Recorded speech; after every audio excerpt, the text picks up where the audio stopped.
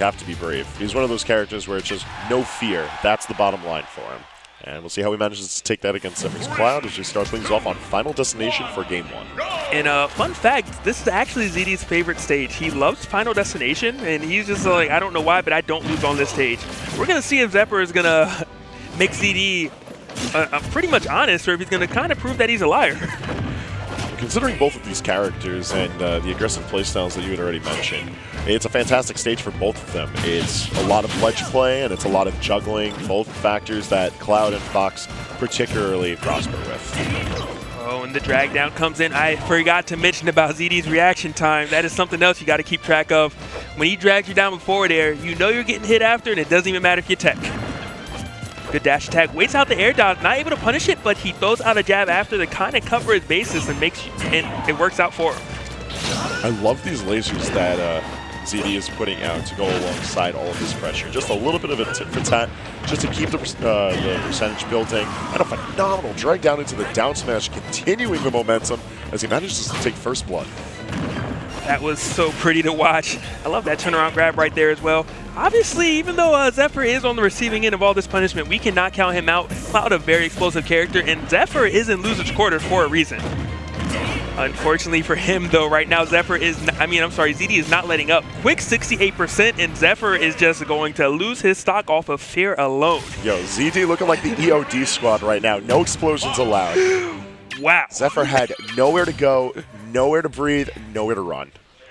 And it's just crazy to watch ZD perform when he is hot, because everything seems to work, and I don't know if it's his reaction or just his dedication in the lab, but he's just all over his opponent and knows how to connect everything at any given moment.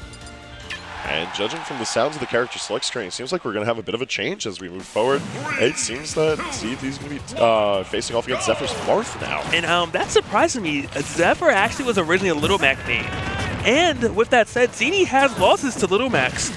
I guess he's worked on the matchup quite a bit, and that no longer works, so Zephyr opted to go for Marth. Unfortunately for him, Dexter plays ZD with Marth pretty much every weekend. So he's definitely going to have his work cut out for him, but Zephyr a phenomenal player, so I'm not going to count him out yet. The only thing I can count out right now is how all this percentage is built on without ZD seeing so much as a scratch. Alrighty, 95% built up onto Zephyr, and ZD has all the room in the world to just move around, combo, chase, do whatever he wants. He almost looks like he wants to JV2 stock him, but Zephyr does manage to get on the board right there. Good wall jump, just to kind of mess up the timing a little bit for Zephyr. But this is where he shines, and Zephyr not able to punish that illusion. That's kind of one of the things you have to do against Fox as Marth to really kind of win this matchup or have a shot at winning it. Pretty sure there was a little flub right there. He got the 2 hits of jab. Unfortunately, did not dash before the up smash. And Zephyr right now, has ZD at 77%. He can definitely end the stock. Oh my goodness. The trade of a lifetime coming in for Zephyr. And we're just coming in on 1 stocks at the end of it all. Despite all that pressure that ZD built in the very beginning, Zephyr managed to bring it all back. And with a missed tech, kills on both sides, looking back to square one.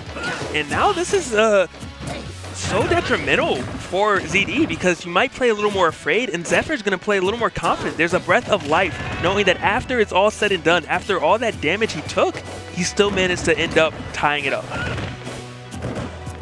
Now they're trying to chase some sort of option out of Zephyr. However, Zephyr remaining very reserved with how he's approaching onto ZD.